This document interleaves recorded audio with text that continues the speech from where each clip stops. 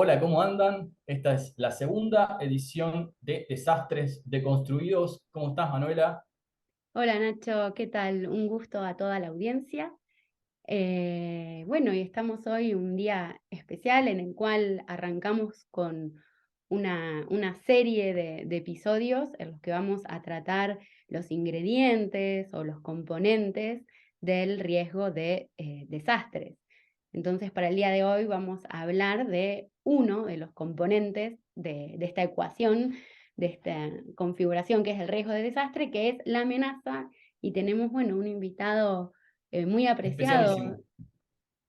Así es, Martín es un amigo, ante todo. Trabajamos juntos en el Estado un tiempo muy corto, lamentablemente, me hubiese gustado que sea más tiempo.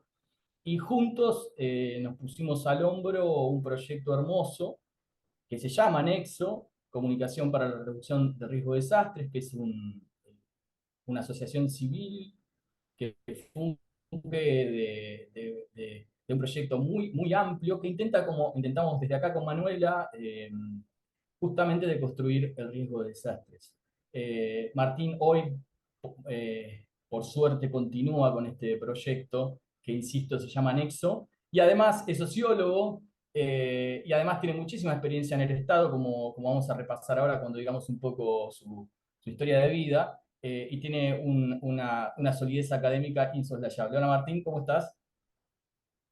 Hola Nacho, hola Manuela, ¿cómo les va? Un gusto participar y muchas gracias por la invitación. Manu les va a resumir un poco su experiencia, su formación. Sí, Martín de María es su apellido, es argentino y él, como bien dijo Nacho, es sociólogo y se ha diplomado en reducción del riesgo de desastres y desarrollo sostenible en la Organización Internacional del Trabajo, y también tiene una maestría sobre riesgo, desastres y resiliencia en University College London. Así que bueno, es una persona muy especializada en la temática. Y además tiene una formación muy fuerte en el Estado, que eso me parece que es muy importante también para encarar estos temas con una visión más holística. Él fue hasta hace relativamente poco director de análisis para la reducción de riesgo de desastres en Nación, fue asesor en meteorología y sociedad en el Servicio Meteorológico Nacional, fue director de análisis y reducción de riesgo en Provincia de Buenos Aires, coordinador de la Comisión de Formación de la Red Científico-Tecnológica para la Reducción de Riesgo de Desastres en el Ministerio de Ciencia, Tecnología e Innovación de la Nación, fue analista de riesgo en la Dirección Nacional de la Protección Civil y, como les comentaba al principio, es uno de los directores de Nexo, que es Comunicación para la Reducción del Riesgo de Desastres. Martín, bueno, vamos a hablar del ingrediente amenaza, y entonces comenzaría preguntándote cómo definís a la amenaza y si pensás o crees que se la sigue confundiendo con el desastre. Sí, como términos, absolutamente. La verdad es que se sigue confundiendo porque la amenaza, para los que trabajamos y estudiamos el mundo de riesgos de desastres, la amenaza no solo es uno de los componentes del riesgo, el riesgo como una ecuación probabilística de amenaza por vulnerabilidades, sino que además de ser una componente de esa ecuación, la amenaza es una gran paradigma imperante que, bueno, que se sostiene pese a los intentos que venimos desde los distintos sectores científicos y de gestión y laburantes, digamos, de territorio, tratando de imponer el paradigma más desde lo social y político, que sería desde las vulnerabilidades. Entonces digo, la amenaza, además de ser un componente y un concepto, es casi una visión del mundo para los que estamos trabajando en esto. Seguramente vamos a entrar más en detalle en eso a continuación o en la charla, pero sí, bueno, tengo que definir amenaza. ¿Qué es amenaza? En el mundo como concepto dentro de la ecuación, la amenaza es este factor externo representado por la posibilidad de que ocurra un fenómeno o un evento adverso en un momento, en un lugar específico, con una magnitud determinada y que puede ocasionar daños a las personas, a los sistemas, puede provocar pérdida, pérdida de los medios de vida, etc. eso como concepto dentro de, como les decía, la ecuación de lo que es el riesgo, que lo entendemos desde el lado de la amenaza y las vulnerabilidades. La amenaza, siendo el factor externo, es aquello a lo que nosotros no podemos controlar. Bien. Podemos predecir, podemos estudiar, podemos observar, pero no podemos controlar. La otra pata de la ecuación, que son las vulnerabilidades, son aquellas condiciones que nos hacen propicios o nos exponen a que la amenaza pueda provocarnos efectivamente algún daño. A veces peligro y amenaza se usan juntas, o se confunden, o se intercalan. ¿Es lo mismo peligro que amenaza? No, no, claro que no. Sin embargo, dentro de estos términos que utilizamos tanto, hay algo que sucede justamente con riesgo, con desastre, con amenaza y con peligro, de que son palabras muy utilizadas en el lenguaje cotidiano, coloquial, por lo menos en el español sucede un montón eso en el castellano, de decir, para caracterizar o adjetivar cualquier cosa, decimos, uy, qué peligro, no sé, para el fútbol, por ejemplo, este arquero es un desastre. Cosas que Sí. van limando de alguna manera un poco la manera en que percibimos y utilizamos sobre todo el lenguaje. Para nosotros, los que trabajamos en esto, tenemos mucho cuidado al momento de decir la palabra desastre o cuando hablamos de riesgo y tratamos de ponerlo en términos de probabilidades de que ocurra algo y no de que es algo determinante, de que sí o sí va a suceder. Porque justamente nosotros estamos todo el tiempo analizando esa ecuación de qué tan probable es que suceda algo.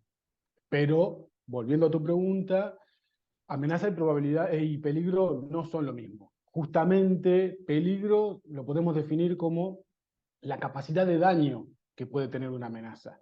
Entonces podemos decir que es más o menos peligroso en tanto eso, qué tanto daño potencial puede causar al momento de suceder esta Claro. amenaza. Bien. Y Martín, si y si tenés tuviese... que dar Ah, si tenés que dar, por ejemplo, perdón. Sí. un Dale, dale. ejemplo, ¿qué sería una amenaza? Si estamos hablando de un ejemplo, si podemos contarle a la audiencia qué amenazas hay, qué ejemplos hay. Mirá, las amenazas las dividimos y las clasificamos en dos grandes tipos para empezar. Las amenazas de origen natural y las amenazas de origen antrópico o causadas por el humano.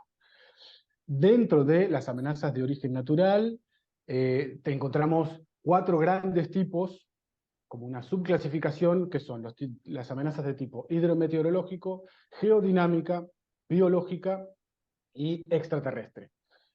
Y dentro de las amenazas de origen antrópico vamos a encontrar una cantidad de distintas, no hay una clasificación tan concreta, aunque podemos hablar de algunos tipos de riesgo tecnológico, industrial, etcétera, pero no hay una clasificación tan clara como la de las amenazas de origen natural. Estas cuatro, vamos a decir algún ejemplo de cada una. De origen hidrometeorológico, la más clara siempre es inundación, que puede tener distintos tipos, no sé, en Argentina por sudestada, por crecidas costeras o de ríos, inundaciones urbanas repentinas, que pueden ser por precipitación, etc. Geodinámica, ya ahí podemos encontrar todo lo que tiene que ver con la Tierra, entonces podemos pensar en volcanes, actividad volcánica, o la más clara son los sismos / terremotos, como ejemplo. Dentro de las amenazas biológicas vamos a encontrar las pandemias, y dentro de las amenazas extraterrestres, puede llegar a ser todo lo que provenga de justamente fuera de nuestro planeta Tierra, desde un meteorito o cualquier objeto que pueda caer que no sea producto de la actividad humana, digamos, que no sea una Un reentrada de un satélite. objeto de un satélite. Exacto. O también pasa mucho la actividad solar, que tiene un impacto importante en la Tierra, que a veces intervienen las telecomunicaciones y demás. Son todas las que encontramos como tipos de amenazas extraterrestres. Qué bueno que las hayas incluido porque muchas veces se soslaya la Mm. posibilidad de una emergencia o incluso un desastre vinculado con estos factores. Es curioso eso porque es cierto que hace no mucho, dentro de un nicho muy específico de las ciencias naturales o ciencias geoespaciales, ya se consideraban, por supuesto, como un tipo de amenaza, pero no estaban aceptadas, digamos, en el resto en el resto de las ciencias y de los espacios de trabajo, como así estaban aceptadas las hidrometeo, las Claro. geodinámicas y las biológicas. Sin Claro. embargo, fíjate qué fácil fue para digo, pensando en algo que vamos a hablar dentro de un ratito seguramente, de provocar cambios, y yo en esto que decía que la amenaza es casi una cosmovisión que se utiliza para entender a los desastres, fue fácil para todo un sector científico duro, digamos, que estudia la actividad extraterrestre y espacial, fue bastante fácil introducirla como un tipo de amenaza más. Sin embargo, ya vamos a lo mejor a entrar a complicar un poquito más el asunto para ver qué difícil es, sin embargo, al contrario, qué difícil es intentar introducir cuestiones de vulnerabilidades, que son las que a Claro lo que mejor sí. hacen más mella, claro. Hago un comentario personal. Simplemente hace unos 10 años escribí una nota justo sobre estos temas, sobre la posibilidad de que ocurriese un evento que viniese de afuera, del planeta Tierra, y me encontré con una enormidad de científicos trabajando en el límite entre Estados Unidos y Sonora, concretamente, gente de la NASA, gente acá en Argentina que trabajaba con esas hipótesis, y es sorprendente ver que hay un mundo eh, desconocido, pero que trabaja hace mucho tiempo con hipótesis y además con posibilidades de defensa muy complejas y muy variadas. Obvio que el centro es Estados Unidos, pero también en los países en desarrollo. Y la verdad que es maravilloso enterarse de que eso está ahí. Sí, efectivamente, efectivamente. Yo tuve la posibilidad de vivir un tiempito en Córdoba, en Altagracia, y estudiar y trabajar con la CONAE, que es la Comisión Nacional de Actividades Espaciales de Argentina, y ahí descubrí, en principio, lo que es el mundo de la Carta Internacional del Charter, que es, en aquel momento era algo todavía bastante incipiente, hoy es un monstruo total, que son todos los satélites de las grandes agencias espaciales que se ponen a disposición al momento de un gran desastre o catástrofe en el mundo y ponen sus productos y sus servicios a disposición del país afectado. En aquel momento trabajamos con incendios, bueno, con varias cosas, y ya ahí también me dio la misma impresión de que hay un montón de recursos súper calificados, y bueno, justamente vos nombrabas a la NASA, que tiene un equipo especial de desastres, y el cual también es muy curioso en esto de empezar a acercar los lenguajes de la ciencia y esta diferenciación entre amenazas y vulnerabilidades. El equipo de la NASA está cada vez más abierto y dispuesto a trabajar con cuestiones sociales, datos sociodemográficos, económicos y demás, y salir un poco de su nicho específico, que es, bueno, justamente la cartografía, la teledetección, etc. Bien. Una pregunta que tiene que ver concretamente con las amenazas y la vamos a regionalizar y nacionalizar. Si tuvieses que hacer un ranking de amenazas de acuerdo con las características y con los efectos aquí en el país, eh, ¿hay un ranking? ¿Cuál sería? ¿Cómo se compone? Aquí en Argentina, o en Sí, ah, acá en Argentina. mira, yo te diría que un ranking, hay un instrumento que se utiliza mucho, que sirve para introducirse sobre todo al mundo de las amenazas y cómo se piensan dentro de los territorios nacionales, que se llama Atlas de Riesgo, o sí, en general se llama Atlas de Riesgo, que hay muchos Sí. países que lo tienen. Aquí en Argentina no lo tenemos, al menos como documento de Estado.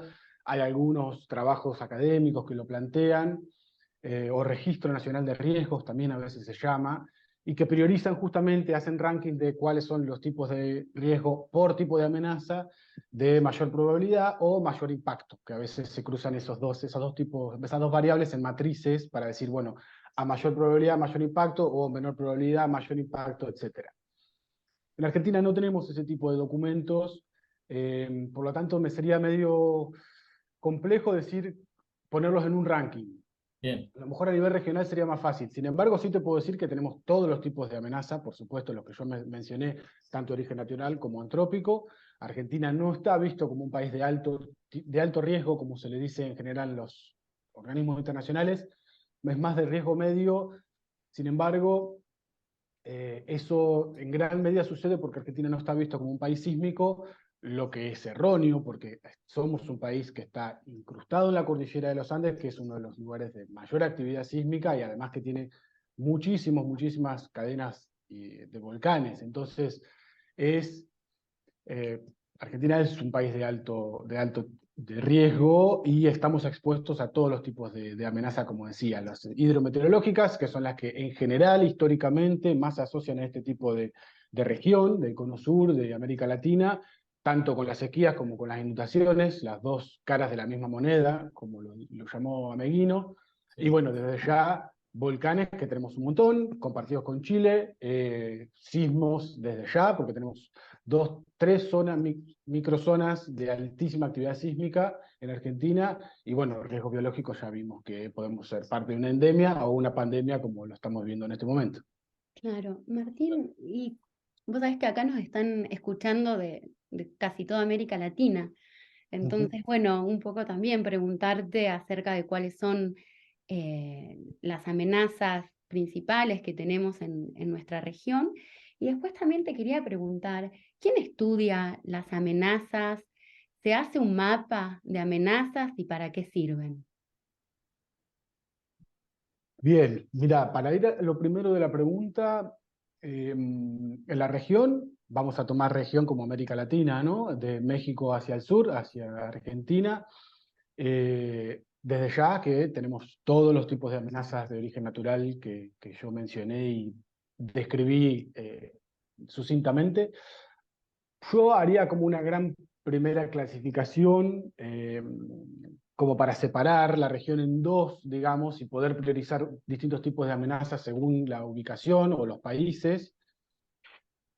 Aquellos países que están ubicados en el cinturón, sobre el cinturón del fuego del Pacífico, bueno, concretamente es una zona de subducción ubicada a la costa del Océano Pacífico, eh, y que se caracteriza justamente por ser una región de mucha actividad sísmica y con presencia de muchos volcanes.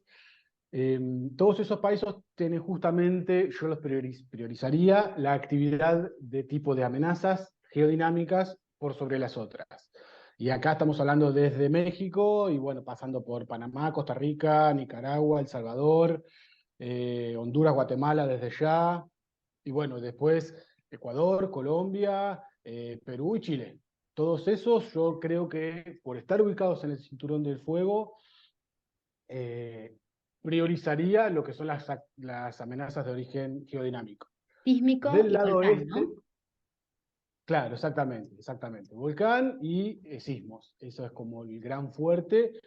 Bueno, podemos pasar por muchos ejemplos, por decir alguno, la tragedia de Armero Ujú.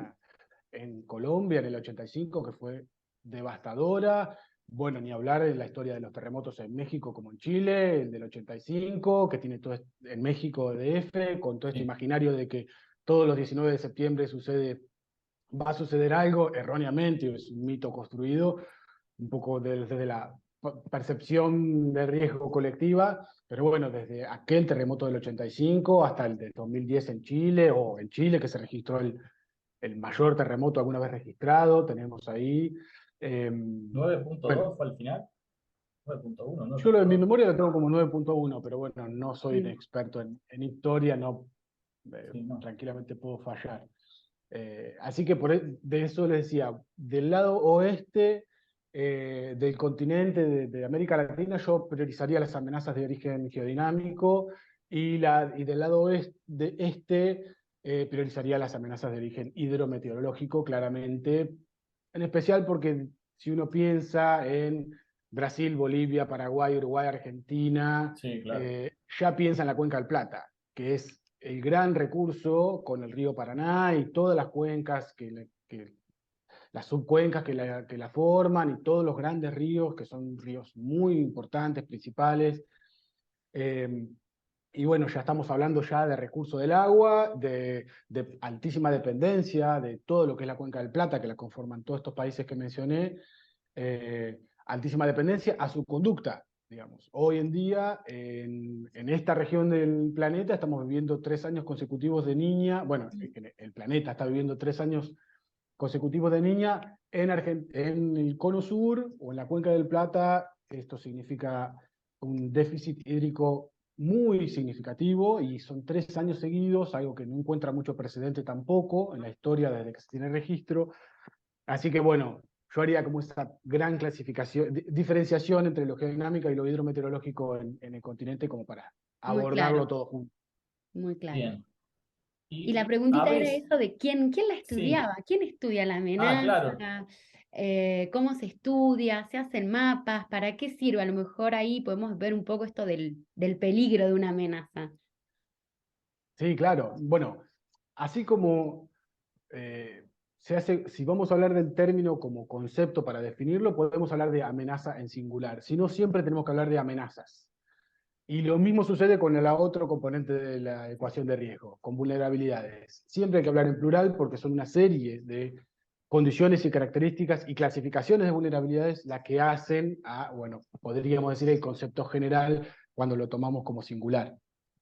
En el mundo de las amenazas, como se imaginarán, hay un abordaje científico súper rico y muy diverso que se ocupa de estudiar distintos tipos de amenazas en particular.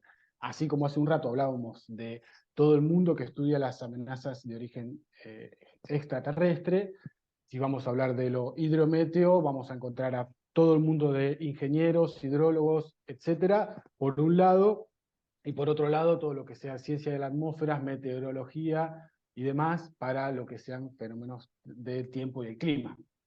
Eh, y bueno, desde ya podemos empezar a pasar por todas las disciplinas científicas. Si vamos a ciencias de la Tierra, para trabajar todo lo geodinámico, los vulcanólogos, los sismólogos, los ingenieros trabajando en general en distintos tipos de tipos de amenaza, pero bueno, siempre ubicados hacia la hidrología, hacia la sismología, hacia la infraestructura sismoresistente, etcétera. Y bueno, y desde ya que todo el mundo de riesgos biológicos, que a lo mejor lo tenemos un poco más fácil en el lenguaje, porque lo estamos viendo con la pandemia, que tiene que ver con todo el mundo de las ciencias de la salud, la medicina, la investigación, que también es un eje transversal, que pasa por todas las ciencias, las disciplinas científicas. eh, y bueno, yendo más hacia la construcción de los mapas, justamente los mapas son uno de los instrumentos que nos permiten ver al mismo tiempo y espacio, digamos, jugando un poco ahí con lo que son los escenarios de riesgo también, los mapas de riesgo, nos permiten ver las amenazas y las vulnerabilidades que nos interesa estudiar o trabajar o analizar. Los mapas de riesgo son muy frecuentes. Justamente estos días, mientras preparaba un poco esta conversación, pensaba en qué injusto a veces que son los mapas de riesgo, o no injusto, pero que necesitamos una manera más creativa de empezar a trabajar mapas de riesgo. Hoy en día la cartografía y la geografía están haciendo cosas alucinantes. Sí. Yo creo que más pronto que tarde vamos a empezar a ver productos más innovadores, por lo menos desde la comunicación, pero lo pensaba en términos de que siempre, o hace un buen tiempo ya, a la amenaza se la puede entender por colores, por un sistema de, bueno, si es rojo es porque vamos a emitir una alerta inmediato, hay que evacuar, hay que tomar decisiones operativas, va a suceder algo. Sin embargo, las vulnerabilidades no existe una idea de, bueno, pintemos de rojo donde puede llegar a pasar algo. Sí, en algunos casos, algunos mapas de riesgo pueden trabajarlo así, pero la verdad que no existe, y no necesariamente tendría que ser rojo, a lo mejor podríamos pensar otras cosas, pero hay ahí un juego de la visualización y la comunicación, particularmente en los mapas, que todo el mundo y el estudio de las amenazas está muy avanzado, y el de las vulnerabilidades, como en tantas otras cosas, Tendrá que ver no ha con, desarrollado. tendrá que ver con, digamos, desde qué especificidades o de qué especialidades en cada uno y otro tema y la historia de esas especialidades. En general, las amenazas se encaran desde la ciencia dura y las vulnerabilidades desde estoy siendo un poco irónico con ciencia dura y ciencia blanda, pero unos traen un bagaje de herramientas que muchas veces termina en la cartografía y otros vienen con otro bagaje de herramientas que a veces puede que no termine en cartografía. Y la convergencia muchas veces es difícil también, ¿no? Sí, yo creo que tiene que ver con eso, pero más tiene que ver, y vuelvo sobre lo mismo, porque si vamos a hablar de amenazas, eh, tenemos que hablar de esta cosmovisión que está construida y que impera. Y yo estoy convencido de eso. Más allá de que por suerte, ya en esta década lo vemos como bastante maduro, y trabajo interdisciplinario, de abordaje de distintas ciencias, sentándose a la misma mesa.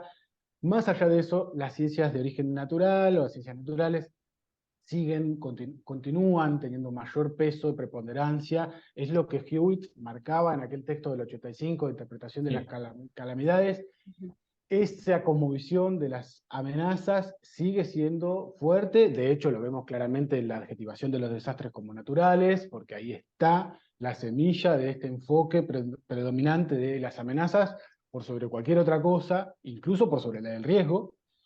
Entonces, bueno, yo creo que tiene que ver específicamente con, más generalmente digo con eso, y específicamente sí con lo que vos decías, Nacho, de que las especificidades apuntan a eso también. Sin embargo, la geografía es una ciencia social, sí. debería haber sido la primera que apuntale las vulnerabilidades para visualizarlas mejor. Bueno, en eso están, y a veces también los geógrafos son parte transversal de distintas ciencias, y trabajan así también con la hidrología, meteorología, etcétera. Claro, y lo que es interesante también, que a veces hablabas de mapas de riesgos y mapas de amenazas. Muchas veces se confunden uno por otro.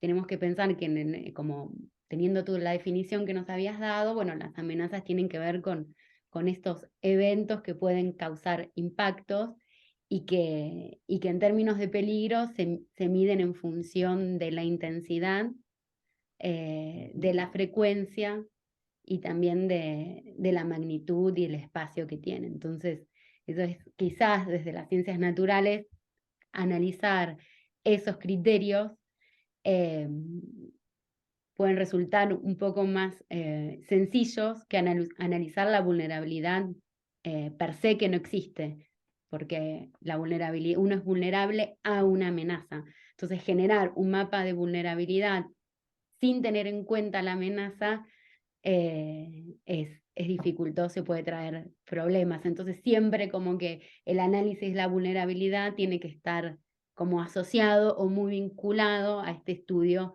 sobre la amenaza. Entonces quizás ese es uno de los problemas que sí se pueden generar mapas de amenazas singulares, pero mapas de vulnerabilidad singular o sin contextualizar no son tan útiles. Entonces ahí está la necesidad de incorporar estos mapas de amenaza en el riesgo, cuando también se evaluó la amenaza. Sí, y sabés que una de las tendencias hoy, y hacia donde está apuntando sobre todo el mundo científico de la meteorología, es, digamos, superar lo que son los pronósticos solo de la actividad, de lo que sucede en la atmósfera, y llevarlo más allá justamente a algo que está asociado a condiciones de vulnerabilidad, sobre todo condiciones materiales, pero bueno, podemos hablar de otros tipos de vulnerabilidad también, eh, para empezar a lo que se llama hacer pronósticos por impacto. Mm. Entonces, en vez de alertar la ocurrencia de una tormenta con actividad eléctrica, por ejemplo, que es lo que se hace hoy en día en todo el mundo, ya hay algunos servicios meteorológicos que están empezando a animarse a pronosticar y alertar por el impacto que puede tener esa tormenta con actividad eléctrica. Y ya no solo la ocurrencia de la amenaza, sino decir, bueno, a ver, atenti porque esta tormenta en este lugar del país, en estas ciudades, puede llegar a provocar esto. Y esto es lo que, no sé, cortes de energía, problemas en las comunicaciones, Claro. posibles evacuaciones, etcétera. Y eso es lo que se está intentando pronosticar y alertar. El Servicio Meteorológico Nacional incluso Argentina está empezando a darse datos hace un par de años para poder justamente traer el dato de las vulnerabilidades y lo que puede llegar a ser el potencial impacto del fenómeno que ya se alerta y ya se pronostica, que es el del tiempo. Bien, un pasito más allá, porque a veces ¿Mm? la forma en que vivimos puede construir amenazas que no tienen ninguna vinculación con la naturaleza, porque ya dijiste que hay amenazas de origen antrópico. Lo que yo quiero preguntarte es si en el análisis usual, en el trabajo usual, este tipo de amenazas están un poco soslayadas. Em, sí, sí. Yo lo pienso y no creo que estén soslayadas, sino como que están imbrincadas más en nuestra percepción, es como que no las pensamos de la misma manera que pensamos a las amenazas de origen natural. ¿Acaso porque falta desarrollo científico?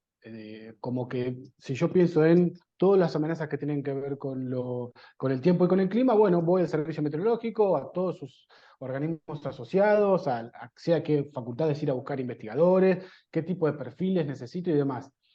Cuando pienso en las amenazas de origen antrópico, empiezo a encontrar, primero lo que dije antes, que no hay una subclasificación tan clara como la de las amenazas de origen natural. Podemos encontrar amenazas de tipo nuclear, de tipos de actividad industrial o tecnológica en particular. Entonces ya empezamos a encontrar que es un poco más confuso eh, el, el dato, la información, el conocimiento científico que necesitamos para poder abastecernos y estudiarlo, trabajarlo, lo que querramos hacer, ese tipo de amenaza.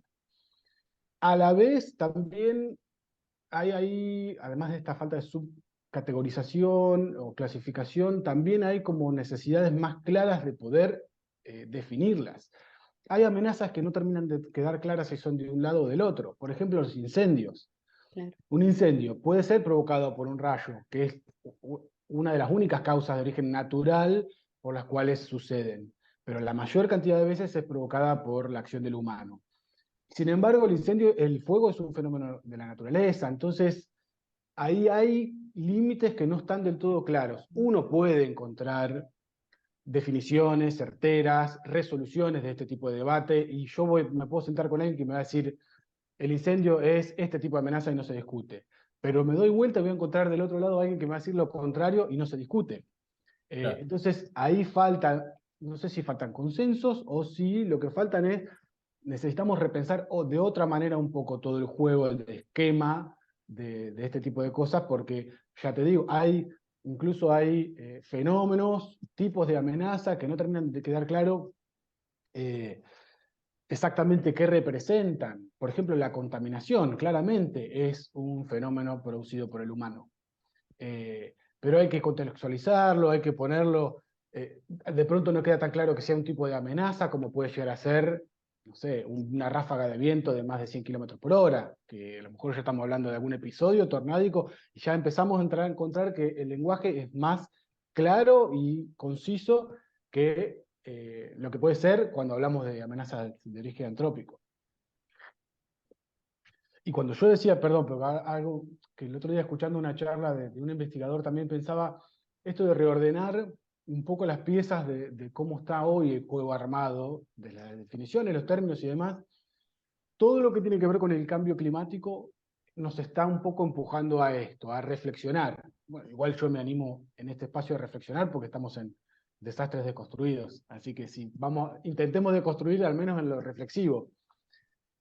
Fíjense que hay científicos que ya no hablan solo de cambio climático, sino que hablan de cambio climático causado por el humano.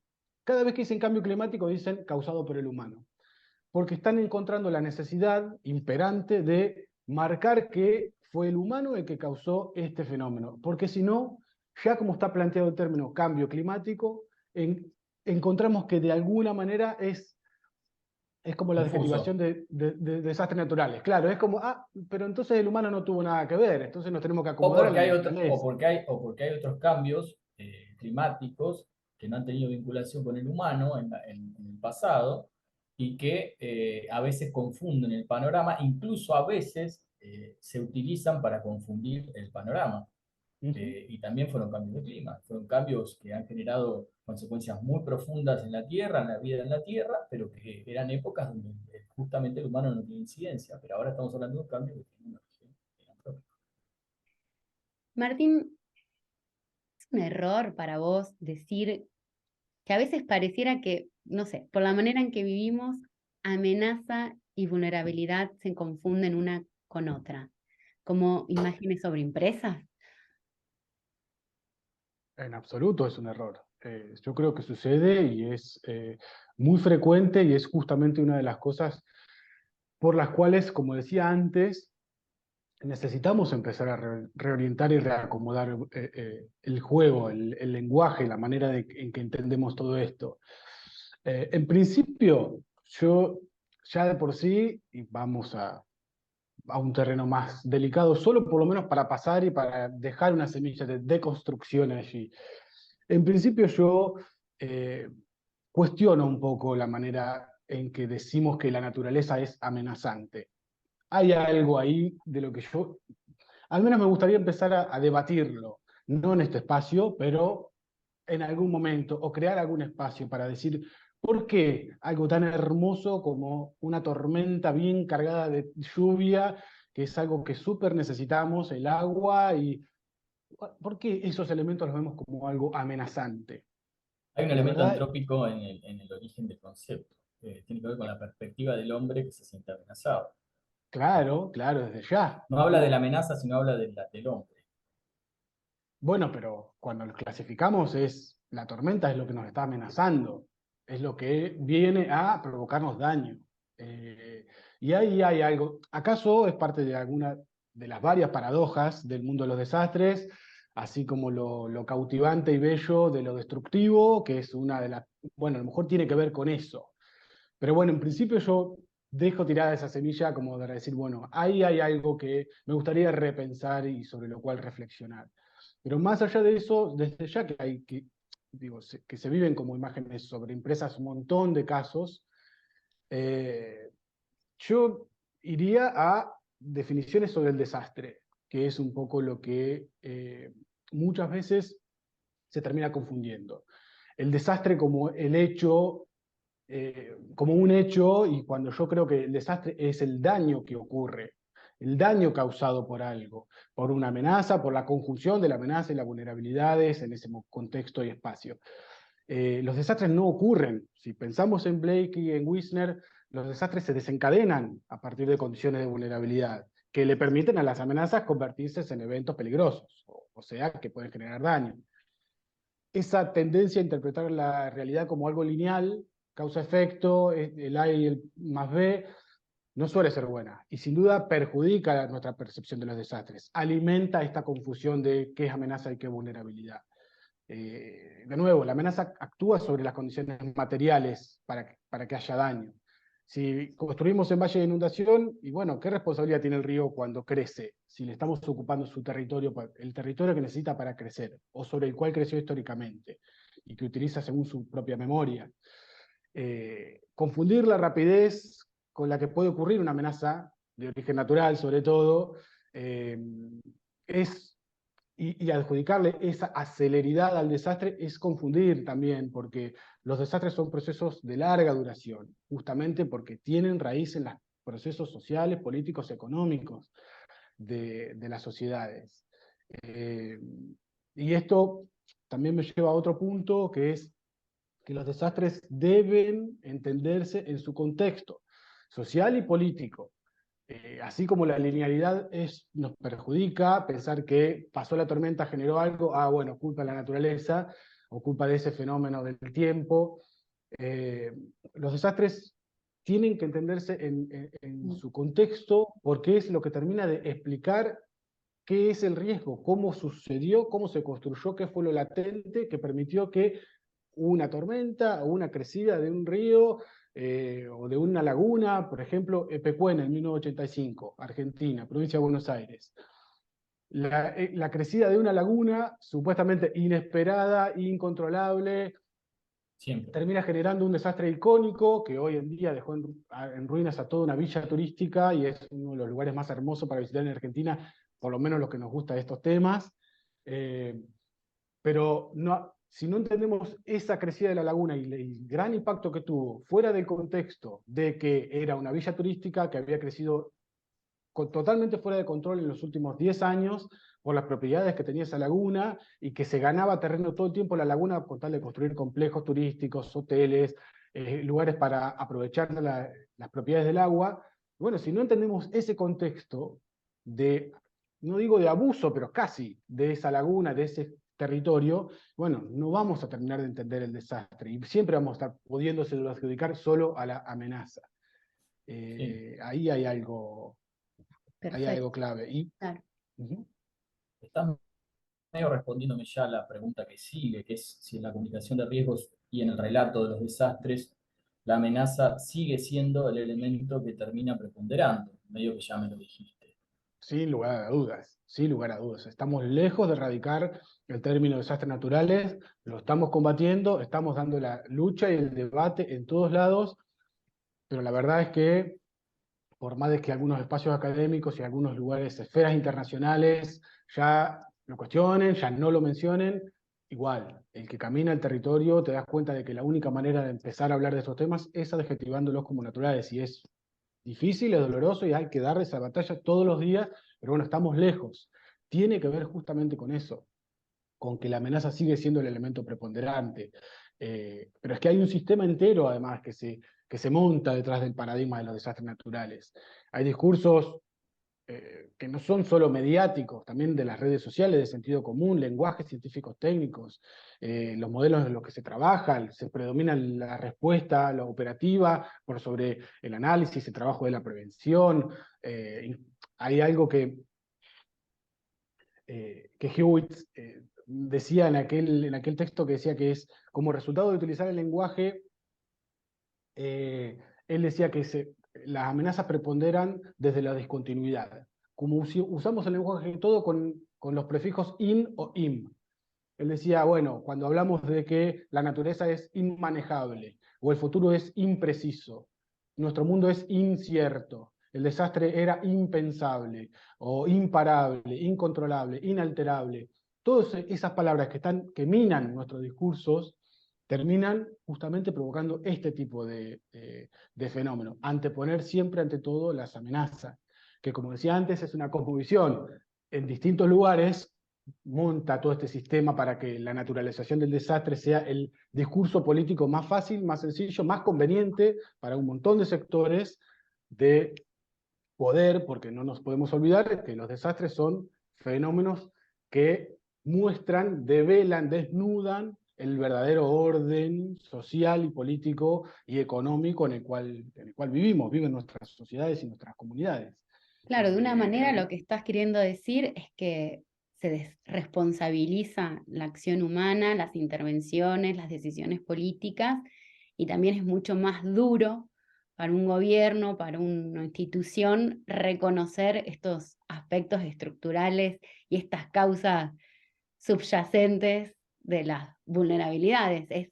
Es como poner en evidencia y poner a la luz los grandes problemas y los orígenes, ¿no?, de estas vulnerabilidades. Absolutamente, absolutamente. Y ahí también encontramos algo que mi querida y siempre bien recordada Silvia González decía de el par, el lenguaje, adaptación, resiliencia, sobre el lenguaje, transformación, vulnerabilidades. Esos dos pares opuestos, y pensar en que si gana el de resiliencia y adaptación es el lenguaje de la cosmovisión de las amenazas, la naturalización de los desastres. Porque, bueno, también se me viene una cita de Muna Abdi, que no sé si la ubican, es una educadora y activista muy, muy, muy grosa, que ya dice, en lugar de, ¿cómo decía? En lugar de elogiar a las personas que tienen capacidad de adaptación, cambiemos los sistemas que las hacen vulnerables. Digamos, ahí Bueno, está claro, justamente sí. Sí. el escollo del asunto, digamos. Bueno, para que podamos correr el foco sobre las amenazas, y bueno, la responsabilidad política de los sistemas, y acaso preguntarnos, y bueno, ¿acaso no, o estamos creando un sistema que se alimenta del desastre? ¿Acaso? Que es, el Y desastre es, se alimenta de todo, sí, incluso de los elementos contraculturales. Llega un momento que se alimenta de los elementos contraculturales y se vuelven parte del sistema. ¿Por qué no se alimentaría de y esta sí, cuestión? sí, totalmente, totalmente. Ya sabemos que los desastres son un negocio y un lucro de lucro para sectores muy claros ya. A esta altura ya no queda ninguna duda. Después de Katrina y cómo se reconstruyó, entre comillas, New Orleans, ya fue visible a todo el mundo. Igualmente eso en ese contexto, en ese país, no, pero en general, y si no tenemos libros de sobras, Capitalismo del Desastre de Lowenstein es un ejemplazo para poder entender cómo es eso, son proyectos históricos de dominio y de poder los que terminan determinando las sociedades modernas y justamente se alimentan del desastre. Y Martín, justamente como experto que sos en análisis de riesgo y también en protección civil, ¿qué es lo que a tu criterio hace falta para tener una verdadera cultura de la prevención? Ah, qué pregunta. Hmm. Eh, Antes me hiciste acordar con experto, la palabra experto Sí, es muy, sí. Galeano decía, hablando justamente de todos estos temas, ¿no? Me acuerdo otra cita ahora que decía, países en desarrollo es el nombre que los expertos le dan a aquellos países arrollados por el desarrollo ajeno.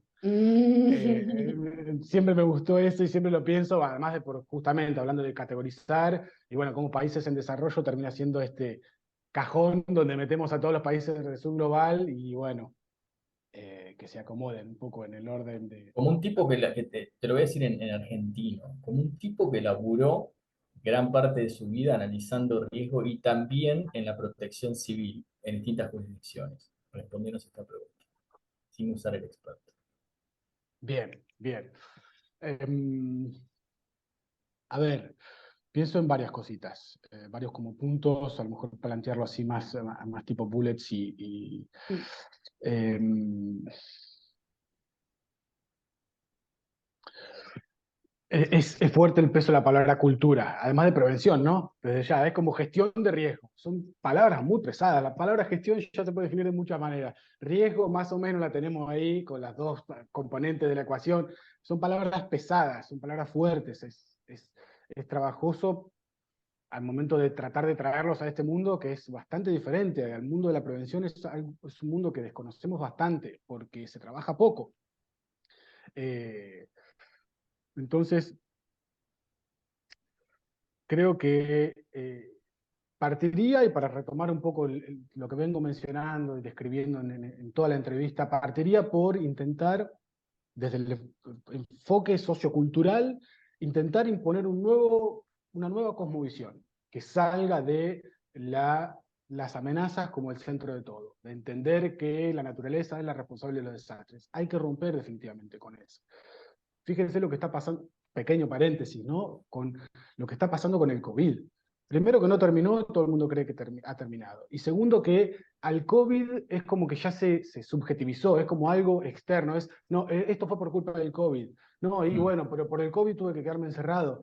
No, ahí de nuevo, los desastres en su contexto social y político. No, estás encerrado porque es una medida sanitaria, si ha fracasado o si hemos tenido tantas muertes es porque no sé, hemos tenido problemas para trabajar con el sector privado, que todavía tiene las patentes de la vacuna, porque no hemos invertido lo suficiente en sistemas de salud robustos.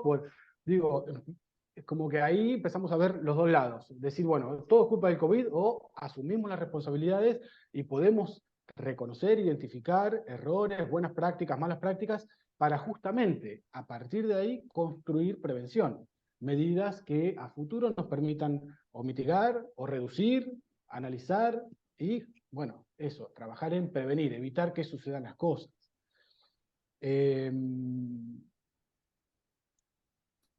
Eso como algo así, primero, una primera reflexión de lo que puede ser cultura de la prevención.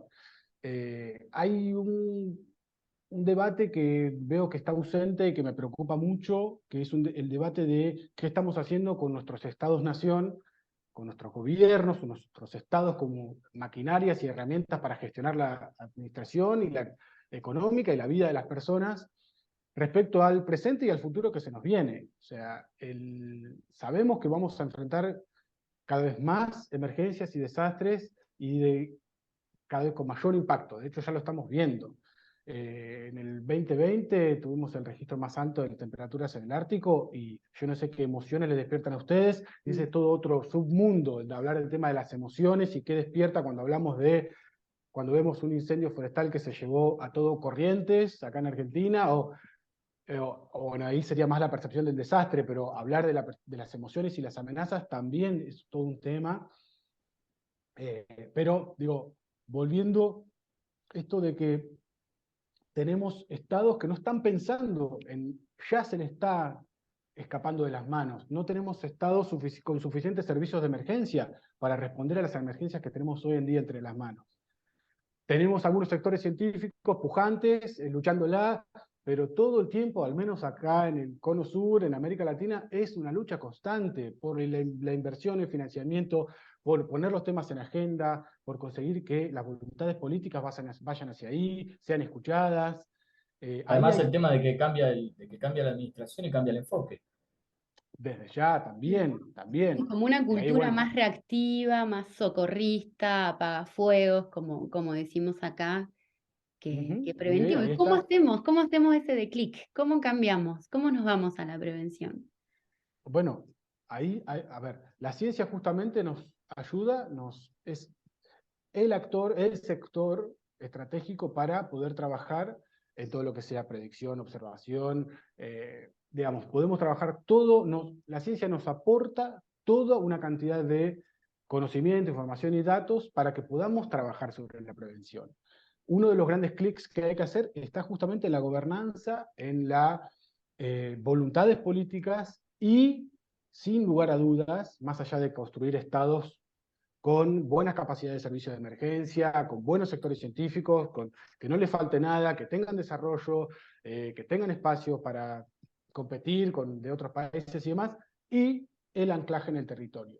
Porque este es un tema que da para hablar mucho desde un escritorio, hablar mucho viajando por el mundo, pero donde suceden las emergencias y los desastres, que es en lo local, encontramos justamente que para poder, lo que yo decía hace un rato, para poder hacernos entender, tenés que decirle desastre natural. Si no, el técnico, el bombero, la persona con la que vos trabajás codo a codo en el territorio, no te entiende.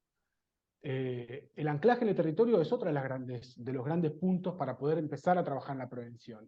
Si no, es un lenguaje para limpiar, simplemente. Bueno, sí, el famoso cada tanto invertido en prevención se ahorran tanto en respuesta. Claro, la respuesta, todo ese paradigma fisicalista que planteaba Hewitt, es la cosmovisión de las amenazas. Por eso decía, bueno, rotemos, vamos hacia lo local, trabajemos en prevención, ahí haciendo mecha en dónde suceden las cosas, junto, codo a codo con las personas que ponen el cuerpo, experimentan las emergencias en el día a día y también, así como otra de las grandes carencias que puede ser del Estado, como a nivel general en este caso, es el tema de la justicia. No puede ser que sin justicia tampoco vamos a poder trabajar en prevención de riesgo, prevención de desastres. Ahí hay un sinceramiento fuerte que hacer para trabajar todo el mundo de vulnerabilidades, como lo decíamos hace un rato, poder anteponer ese discurso, esos intereses, los intereses de la mayoría, porque claramente así lo son, pero además los de la justicia, que hoy en día están bastante representados en lo que es la justicia ambiental, pero no solo eso, por lo menos para el mundo de los desastres. Aquí en Argentina, en América Latina, no hay justicia, no hay procesos suficientemente significativos o a la altura de los sucesos que ocurren. Cualquier tomador de decisión, cualquier gobernante sabe que no tiene ninguna ley que lo va a poner en un juzgado. Incluso vemos aquí en Argentina cómo, no quiero acusar a nadie, pero cómo se prende fuego intencionalmente muchos lugares del país Sí. a propósito y se van de la mano y los estados provinciales terminan totalmente colapsados y vemos incendios forestales, rurales y de pastizales abrumadores que te rompen el corazón. Y la verdad es que ahí vemos que justamente sin otro pie como el de la justicia, y va a ser difícil empezar a trabajar en prevención. Y en ese Realmente. sentido también la reparación a las víctimas, que generalmente lo que ocurre es que Claro, pierden sus vidas, pierden su historia, migran, reconstruyen como pueden y quedan afuera del sistema de justicia. claro, claro. La verdad es que, sin, para salir un poquito a lo mejor del pesimismo en el que una vez cae medio, o la tendencia es hacia donde uno va, de nuevo vuelvo a sostenernos en en las cosas más fuertes o que más prometen, y una de ellas es el sector científico. Por suerte también empezamos a trabajar desde la interdisciplina. Como que a las ciencias naturales le debemos que abordamos los desastres como objeto de estudio, porque así fue. Décadas atrás fueron las ciencias naturales, bueno, podemos ir al terremoto de Lisboa, podemos hablar de Immanuel Kant, de los inicios de la sismología, o antes también, con los inicios de la meteorología. Pero bueno, las ciencias naturales vemos eso. a las ciencias sociales desde que se involucraron en el debate, allá por los 30, 40, los norteamericanos, los europeos también, en la década del 80, con Ulrich Beck, trayendo el tema fuerte, describiendo la sociedad moderna. A las ciencias sociales le debemos que la comprensión de los desastres como fenómenos sociales. Y ahora, un poco ya para plantearnos hacia el futuro, decir, bueno, trabajemos holísticamente para que las ciencias naturales y las ciencias sociales nos permitan trabajar y entender a los desastres como hechos políticos, que es, yo creo, lo que nos más está haciendo falta, reconocer a los desastres como hechos políticos, también acaso para romper justamente con esa cosmovisión de las amenazas y los desastres son naturales. Gracias, Martín. Me quedo con la palabra justicia, con responsabilidades compartidas, con territorio, con participación ciudadana y con integración, interdisciplinaridad y multisectorialidad, que bien resumís para generar esta mirada y esta postura, este enfoque tan necesario que es la prevención. Te agradezco un montón, ha sido un gusto para mí tenerte acá en este podcast Desastres Deconstruidos. Muchísimas gracias, Martín.